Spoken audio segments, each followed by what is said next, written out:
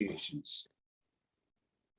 Good evening, everyone. Jose J. Garcia, real estate investor, coach, and mentor. So we got another Sunday coaching series every Sunday at 8 p.m. Eastern Standard Time.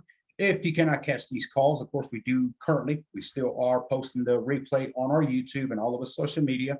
We are currently up to 5 groups on Facebook, so make sure you follow all the above. We should probably drop an advertisement on that on our social media so you know what to go follow. But we got that, and of course, YouTube. You can always just log on to our YouTube, go to GarciaMHU.com, click on YouTube, click on the Instagram, whichever. It'll all take you to the same place. We typically post the same advertisement on all the above, any coaching coming up as well. So, okay.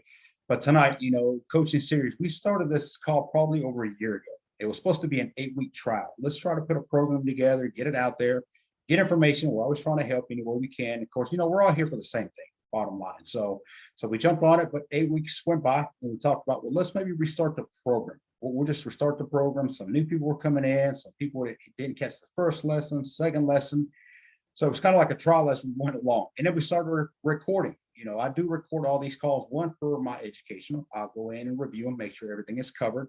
2, of course, we replay them. Now, there are a couple calls throughout the week that are for members only. So those we record them for educational purposes, but we don't reshare them. We don't reshare them even with the members, right?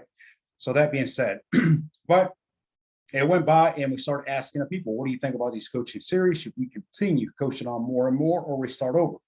I don't think we had more than a couple people say we started over, and those were really the new people coming in. So we just kind of kept it going. And we cover a different topic every Sunday. Every Sunday, it's all about mobile home investing, whether it involves land, private parcel, real estate. It's in a mobile home park. It needs to be moved. It needs to be demoed. We cover every topic. We're here to help you. And of course, any questions you have, we'll always open the Q&A floor at the end of the call. You can always reach us at our email, which I'm sure to get posted on the chat box. I've already dropped it on Instagram live on this corner. So you have access to us. Go to our website and you can reach out to us. Always have new coachings coming up. We always advertise for those, but always reach out to us if it's something that you're interested in we're not currently covering. That's another thing. And that's what the members that we have a lot of times like, well, I'm waiting for you to cover that topic. If you have a deal or you have a potential of a deal, you don't have time to wait. So you need to reach out. You need to reach out to get your answers answered right away kind of thing, right? So all in all, let's jump into this. It is only a 30-minute call. Wednesdays is when we have an hour. It's anywhere from 60 to 90-minute coaching calls. That's the call that is for members only. And it's typically the same topic that we cover on here, only we go a lot more in depth. We get a lot more into it, a lot more questions, a lot more things that we cover, okay? So if you want to get into that, again, visit GarciaMHU.com. Check out the Wednesday calls for that, and you can sign up. It is a subscription. So, but tonight's call is renegotiating. And what I was saying on Instagram is, a lot of you don't even like to negotiate, period. There's something about negotiating just makes them cringe. Well, if you can't negotiate, you're not about to renegotiate anything, okay? And that's something that we need to lose and realize that is part of business, period, okay? Any business, it does not matter, okay? There's only 2 types of business you can provide, service or product, or both. Negotiate. Well, they had it at a set price. I didn't really think it was fair to that. Look, if you agree with the price that somebody's asking, then by all means go for it, okay?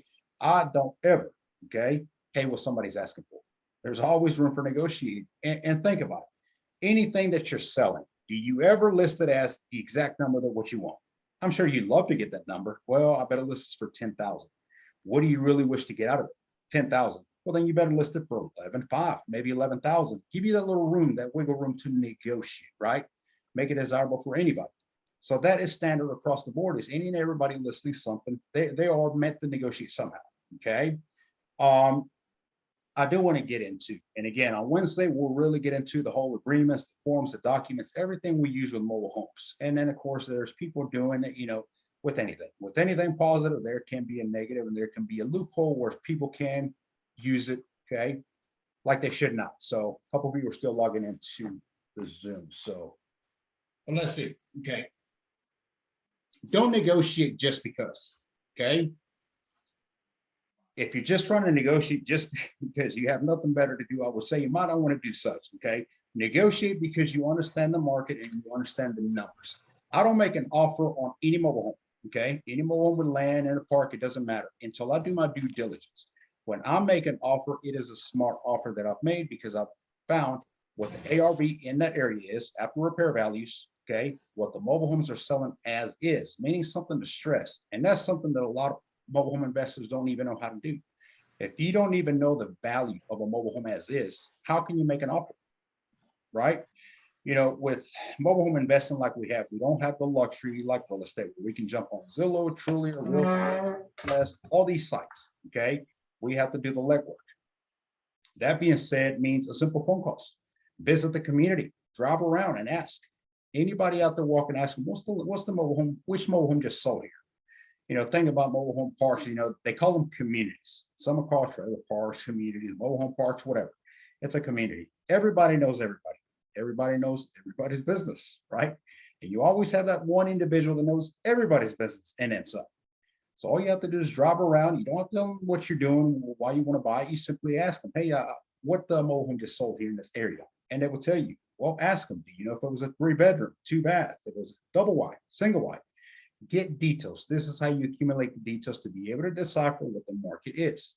Then don't forget park managers. They are the #1 go-to. I would always call a park manager, hey, which mobile homes just sold in your park? And ask them, introduce yourself as to who you are, obviously. You're trying to put numbers together so that you know, okay? And when you comp, don't forget, do not comp a 2-bedroom, 2-bath, single wide with a double wide, 4-bedroom, 2-bath, right? You have to comp it, comparables, something as, closest to. If it's not a big park, of course, then there's other ways you can do, but never try to comp one mobile home in one park to another mobile home in a different park. Numbers do change, much like real estate, right? You go over the bridge and suddenly houses are twice the value. Just because they're a quarter mile apart does not mean they're the same. So, but don't negotiate just because. Always negotiate because you know the numbers, you understand, okay? You can make a smart offer at that point. When I make an offer at that point, I've already done all my due diligence, okay? I definitely don't put anything in writing in paper until I know for a fact, okay? But at that point is when you negotiate. Now, what if you put something on a contract, okay? And you realize I offer too much. At this point, can you come in and renegotiate, okay? This is where it kind of comes into play. Yes and no, okay? There's a little gray area too. Part of the due diligence that you have to do, and if we were talking about real estate, this would be the job of the broker, the firm, the attorneys, right? They go in, they pull up the titles, and they see if there's any liens. Are there any liens on the mobile home? Okay. Are the taxes paid to date? Mobile homes are like a car, a vehicle. They're personal property. Every year you have to pay. Okay. If you don't pay year one, typically you get obviously a small fee, kind of like a penalty of it. Year number 2, you get the same thing, but after 2 years, typically in the state of Georgia, that's when they get posted for a tax sale. Okay, the state, the county is going to get their money one way or the other. They're going to attempt to. So what starts happening is it starts accumulating. Now you cannot transfer a title into your name until those fees, those fines are paid. So you could be buying a mobile home that has all these liens on it. Okay, this is why you need to know how to do a proper due diligence, which we cover as well. If you put something on a contract without checking for any liens and taxes, and once you do, you decide at this point, okay, well, you want to go ahead and go check for those things. It's kind of working backwards in a way, but fine. Let's just, for this example, you did.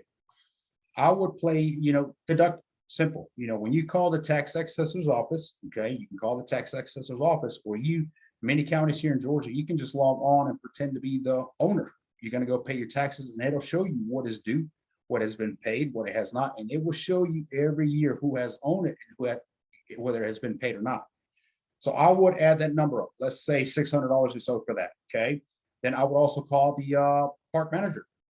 Remember, there is a lot rent that is due every month. If the mobile home is inside of a community park, they pay lot rent every month.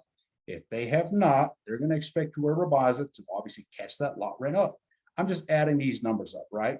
So that when I come back and it's now time to close, I'm going to point these things. Mr. Seller, it looks like the taxes have not been paid in a couple of years. Okay, this is what the city says is owed at this time. 600. That includes fees. That includes, anytime I usually reach out to the seller with information like that, it's almost a shocker, like they've been caught. Okay, they weren't expecting me to actually go and find that information. So, and I don't treat it that way. Very professional. Just, well, look, it looks like you've missed a couple payments here. So here's what we can do. We agreed at $3,000 for the mobile home.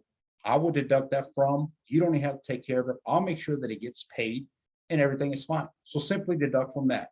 Or you could negotiate, okay? I wouldn't so much consider it negotiation other than just removing again, whatever's due from there, whatever's due for the lot rent, and take away from that.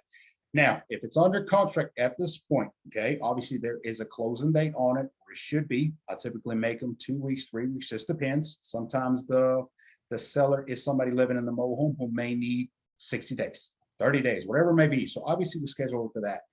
But when you're talking about renegotiating, and now we have to redo the agreement, obviously to fix that. A lot of times the seller may say, well, I don't agree to such, okay? Trying to get them to agree to that, even though it is on them, okay? That could be an issue. And that's why I like to do the due diligence prior to, okay? I'm gonna go ahead and add to that here because it will come up. If y'all are dealing with somebody who owes back taxes, okay, lot rent, typically the remark that I get is, oh, well, yeah, I was waiting for you to pay me so that I would go pay for it. That's never gonna happen. Never. Okay. Do not ever pay them and hope that, well, they'll get by the office and take care of that for me. It don't work that way. Okay. Never. So don't do that. Hey, let them know, and I'll make it a convenient thing for them. Look, no, instead of you wasting your time, I'll take care of the above for you. Simple as that. You know, this is the only way, and let it be known. The only way I'm going to close on this here with you is if we remove this from, and obviously we clear this for, clear it up first. Okay. Any questions so far? I see a couple comments, and I am paying attention. Yes, I'm paying attention to you, Instagram. I've gotten DMs. You don't ask us questions. Well, I'm asking you now. Awesome, awesome. Okay. Anybody new on here? Thank you for joining. Of course, this is every Sunday at 8 p.m. Sunday coaching series. It's a 30-minute coaching. Tuesday, I said coaching. Yes, Tuesday's not coaching. Tuesday's where we present off-market deals. Off-market deals. So go to our site, check out the Zoom ID for that. We'll post it, I'm sure. Wednesday is when we carry on from this coaching, and we go a lot more in depth because I do want to show you our agreements, forms. I want to show you how I type my forms up. And if I would have to renegotiate and change it, it would not require an entire new form. I would simply come in, and it does take both parties, buyer and seller, and we would have to come in and agree, if you will. And then Saturday mornings, of course, we have it advertised, the announcements. We advertise on what's upcoming for coachings, for events, that sort of thing. We got a phenomenal event coming up next month. Y'all definitely want to stay tuned for that. We have a mini version of that, so we'll talk about that in a few minutes. But let me keep carrying on. Okay. Hey Jay, I got a question. Yes. Have you ever tried to get the parks to freeze their lot rent? Like, hey, I'll put my trailer in your lot rent, but you got to give me 5 years fixed or something like that, because we're coming up on some nasty inflation. And what's to prevent these guys from going from $250 a month to $500 a month? And it totally blows your numbers. Great question. Absolutely, Bill. And thank you for joining us this evening, Bill. Yeah, that is a phenomenal question. Some parks will agree to that. It just depends how you come in the relationship. A lot of parks will not, but yes, we are seeing that a lot more in a lot of these parks. I was just talking about this a couple weeks ago. One park down in Central Georgia, Warner Robins, for those of you who know Georgia, 285. That's what it was less than 2 years ago. 285 when we came in. The market is always good. It's been a good market. Right now, that park is at 425. It seems like every few months is steady gone up, steady gone up. Now there is a cap off. Keep in mind that there is a cap off. You can actually call the city, find out. But you know, every mobile home park, they can't just increase. That's another thing. A lot of people think, oh, they're just going to keep going up, up, and up. No, they do have a limit, a cutoff at one point. But that same park that I'm talking about, I think it's 525, the top they can go, and they're going to go for it. They're going to keep going up because yes, inflation is rising, it's going.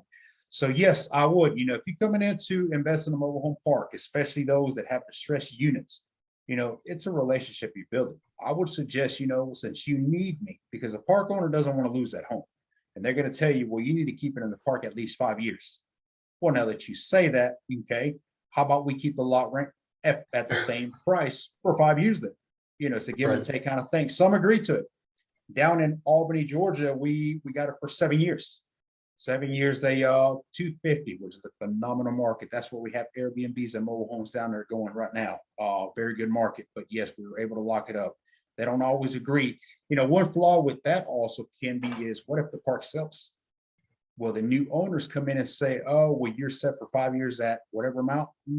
Very hard to believe they'll abide by that. But you might want It might be like rents though, like if you sell a property and a tenant has a rent, the new landlord has to honor that lease. The lease survives the sale. Mhm. And I'm not sure if that works on mobile home parks, but I would think it would. And that's like, because the new owners should have looked at that in their due diligence and said, okay, these are the restrictions I have. I have commitments that I have to honor.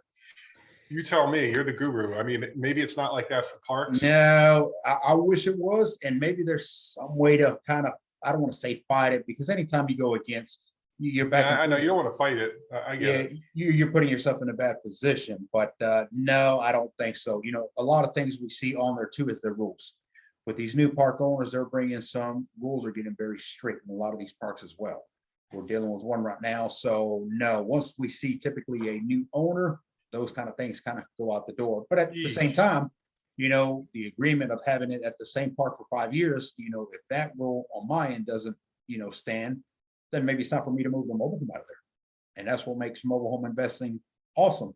Mobile homes are mobile. Move it somewhere else. Start over. Let's see. Okay. Anybody else have any questions? Same like Bill, just unmute yourself. I am paying attention to Instagram on here. So, okay. So a little bit more on negotiating. Okay. So negotiate smartly when you do it. Okay. Somebody's asking for 10,000 and you feel simply reducing an X amount of number is not the way to negotiate. Okay. You have to negotiate according based on numbers. 10,000 might have been so high up that even trying to negotiate. And if you're not even in the same ballpark, it's not going to be a deal. Not every mobile home out there is for you. Okay. We've seen some of these new investors coming in. I don't know where they're getting their numbers from exactly, or where they're comping or what they're thinking. They're associated with the inflation is what they're doing. The same mobile homes that I'm selling for 6, 7,000, I see some of these investors listing them for 17, 18,000. That's moving ready in my books. Okay. So, maybe they're getting it. I don't know. It just depends, I guess, who the customer is. But so trying to negotiate them down to a number that we can get them, may not even be there. Stuff like that I usually put on the back burner. I will follow up with them. I'll follow up with them. And most times than not, they come back to me. I make them an offer, let them know that, hey, I know you're looking for this amount of number. That's not something I can pay. And I'll let them know I'm an investor. I don't pay retail. I pay wholesale. This is what we typically do with our mobile homes. My offer is this. Okay. You decide to come down to it, let me know and leave it as such. Most times than not, they come back to me because what they're out there doing is they're shopping, right? Just like we are. We're shopping for deals. They're shopping for buyers. No buyer is coming around because, again, they're marked up so high. Nobody's going to pay that crazy number. And if it's something that needs to be moved, don't forget you have also the cost of which, when we're talking about inflation, everything is going up. Everything. Material, these movers, I used to be able to move a mobile home from point A to point B, 50-mile radius, typically 2,000, 2,500, maybe 3,000 on the high end, just depends, something special. We're looking at near 6,000. That's double the amount right now. The material supposedly is higher. There's more setup to be done now. I don't know what that means. Okay, it's the same type of setup, but the movers are now costing anywhere from 5,000 to 6,000 from point A to point B, 50-mile radius. So think of that when you're thinking about investing. Now you're buying a $5,000-6,000 home and adding another $5,000-6,000 just for the move. That's before you get in there and you do any rehab, any work. Where does that put you? So again, this is why you need to negotiate. The price of lumber, the price of labor, you can negotiate that so much. Okay. The negotiation needs to happen on the actual product itself. If it does not make sense, don't try to push that. It's not going to make sense. It's going to break the numbers. It's going to break the budget. Okay. And that's why due diligence is important. Let's see on here, Instagram. I think we got a couple questions. All right.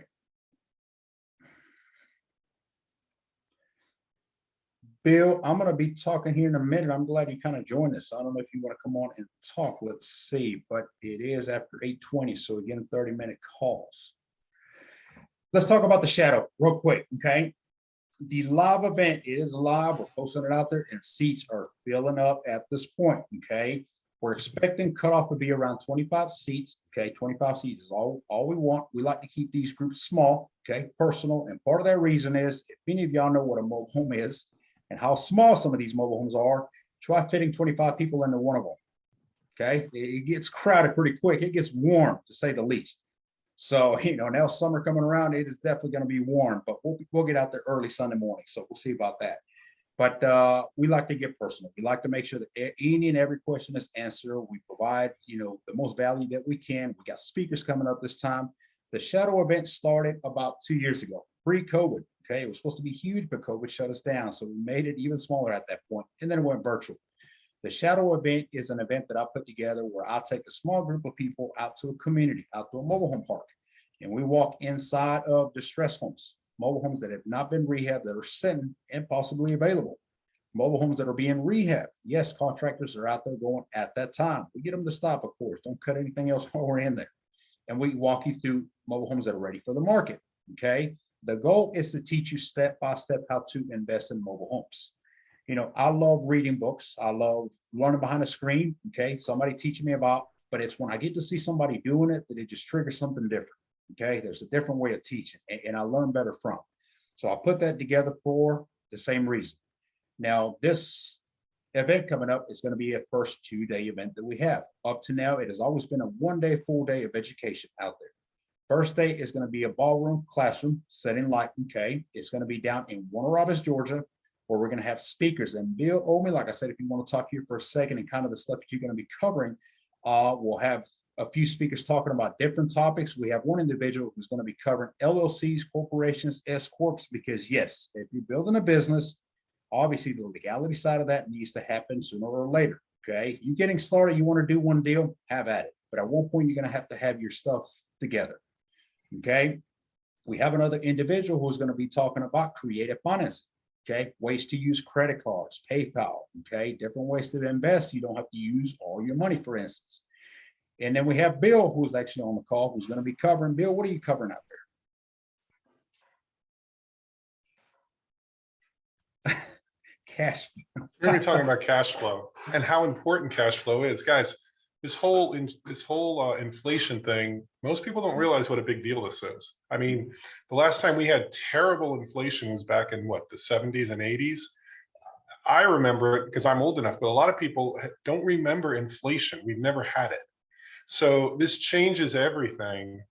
And you want to start having assets. You want to have cash flowing assets, Yes. because that's what protects you against inflation. Okay. If you just have wages or you have money in the bank, you're going to get eviscerated. And I'll give you an example. Last year, okay, so last year interest rates were 2% and inflation was 8%. That's according to the government. You and I both know how good that number is, right? So that means if you had money just sitting in the bank because you were a good saver, you did what they told you to do, 8 minus 2, you lost 6% of your purchasing power. So think about that. On cash, you had a minus 6% return on investment. That's horrendous. Okay, that's the inflation will bankrupt you if you have cash.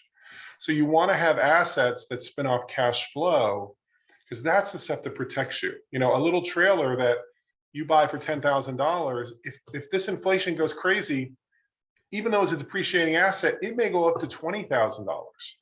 Because as Jay was saying, where are people going to live? One of the things that Jay's so smart about with the trailers is there is a confluence of events happening right now that I've never seen in the last 30 years, which is there's such a shortage of housing, it's going to be a national emergency. Okay. You have builders that cannot afford to build houses that regular people can afford. Okay. It just can't happen. Second, you have people that can't get mortgages. They can't buy. They don't have the trifecta. They don't have the down payment, steady job, or the credit score. Okay. So they're locked out of the system. You have millions of people coming through this immigration thing. I don't care what side of the political spectrum you're on. There's 2 to 3 million people coming through a year. Where are these people going to live? Okay. And it was the third one that I had. It was landlords are taking rentals. I'm a landlord and I'm watching this happen. People come to me, they're begging for homes. They don't have any place to go. I go, why not? I'm getting kicked out of my house because my landlord is taking my property and selling it. It's gone up so much in value. The landlords are getting out of the landlord business and cashing out. So they're pulling inventory off the market at the worst possible time. Population's going up, prices are going up, and they're pulling inventory off the market. So when you're looking at mobile homes or anything that's just basic housing right now, you are in the catbird seat. I mean, I have people just calling me up saying, whatever you want for a house, I'll pay it. I'm living in a car right now. I got no place to go. So you're in the right place. Come to that presentation, okay? Because this is something that you've got to see. It ain't your dad's rentals, guys. It ain't like it was 10, 15 years ago. This is a brave new world, and you got to get ahead of it. Very well. Very good. Very good. Thank you, Bill. Yes, absolutely. Yeah. And I say that, you're going to hear more and more. America has a serious shortage of housing. And when it comes to affordable living, it is that much more and growing. It's not going anywhere. You know, Mobile homes thrive during recessions, during market corrections, call it whatever it is. Okay. So definitely, this, I would say it is the best time to get into this type of passive income, this type of housing, with so little to get into, low risk, low entry, high reward. I mean, it's a no brainer, but you got to get out there. You got to get ahead. Yes, I would say collect any possible housing, mobile homes, and start generating that passive income, get them rehab. And I mean, it's not easy. No, like Bill's saying, the material is definitely something that does make us cringe. When I get a phone call from my contractors, hey, we need more lumber. God, well, what do we need? Immediately, it's one of those, because it is crazy the numbers that, quick example. I used to be able to rehab an entire bedroom in a mobile home, which took 3-4 sheets, $100. Today, it is costing me $500 to $600 just in material. That is how much the inflation has gone. So it is not easy. But again, set your investments correctly. Okay. When it's time for it, they will profit you each and every time. Mobile homes is the way to go. So visit our site, GarciaMHU.com. You can also visit jgarciamhlive.com to sign up for the event coming up in June 25th and June 26th. All right, 8:30. That being said, Bill, thank you so much for joining me on here. I didn't know you was coming on here. We will have a small mini shadow event. That's what it's called, Shadow Me for a Day. We're going to have a mini shadow a couple weeks prior to, where we're going to be on here talking. All the speakers are going to be, there you go. You get first news of that, Bill. We're going to have you back on here in a couple weeks. And we're going to be talking more in depth of things that you can expect, things that you will be listening to at the actual event. And we'll go from there, learning. Okay. You have to educate yourself. You have to invest, but you have to invest in yourself first. Okay. That's how you get ahead. All right, everyone. Well, thank you all for joining us this evening. We will see you Tuesday night at 7 p.m. Have a good night.